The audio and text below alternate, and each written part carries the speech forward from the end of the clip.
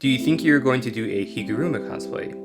So why haven't I cosplayed him? Warning, there will be mild manga spoilers. Short answer, it's a skill issue. Long answer, I've actually been getting this question a lot more lately, and I get it, he wears a suit, I wear suits, but my goal as a cosplayer has changed since I first started. When I first started, I didn't care about my face, I didn't care about my hair, all I cared about was the outfit and portraying a character. Now I'm slowly chipping away at old anxieties, learning about makeup and wigs and hairstyles, even though I really avoid wigs. And the question I ask myself is, how do I make a character with such a mundane design stick out? Leorio's hair and glasses make him unique enough that I don't need context to have people understand who he is. Security guard Dimple has his cheeks and his eyebrows. Ichichi, on the other hand, was not the greatest in terms of uniqueness, but with a little context, people understood. But at this point in my journey, I don't want to have to provide context for people to know that I'm cosplaying Higuruma. If I don't have his gavel or his blade or a sunflower, I want people to know who I'm cosplaying. And personally, I think it's really funny that him being so mundane is similar to JoJo's characters being so extravagant. A lot of the viral JoJo's cosplays that I see, as in there could be a lot more out there, have the same baseline outfits. They're not easy to make, they're not easy to put together, so people would typically just buy the cosplay. Then the cosplayers shine through makeup, hair, and characterization. Except Higuruma is so bland that he will shine with hair, makeup, and characterization. So essentially right now he's outside of some of my capabilities for my own personal goals. This is also why I haven't cosplayed other characters that people thought I would just run to, like Aki or Toto. Although I think I might have figured out a solution for Toto, so I might cosplay him at the very end of the year. Why don't you just wear a wig? Thanks for that advice, I've never thought of that before. I still have my various reasons for not wearing wigs, and part of it is because I'm afraid of actually learning them and getting into styling. But another part is just I don't like how a lot of them look. I'm also thinking about my current hair length,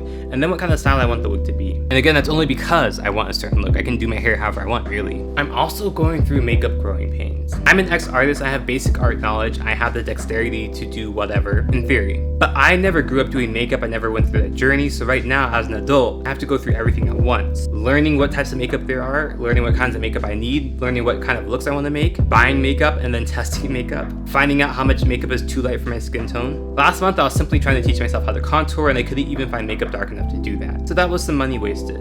But in this case, I definitely think makeup will really help to enhance this character, bringing out some facial features to really separate him from my other cosplays that wear a black suit as well.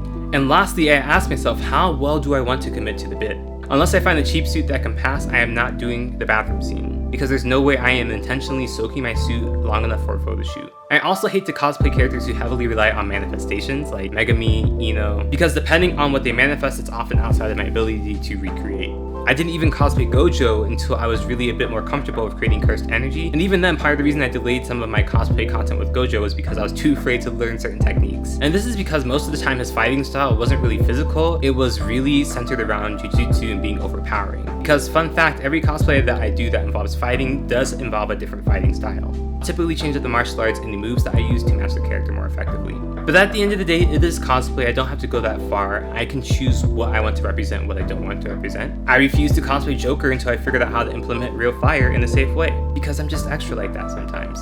But I will say at this point in the manga, Higuruma has had enough development that there's enough that I can portray without using his gavel or his judgment, his domain expansion or his blade. So he could happen later in life when I'm a bit more proficient with my techniques. But until then, I'm just chilling.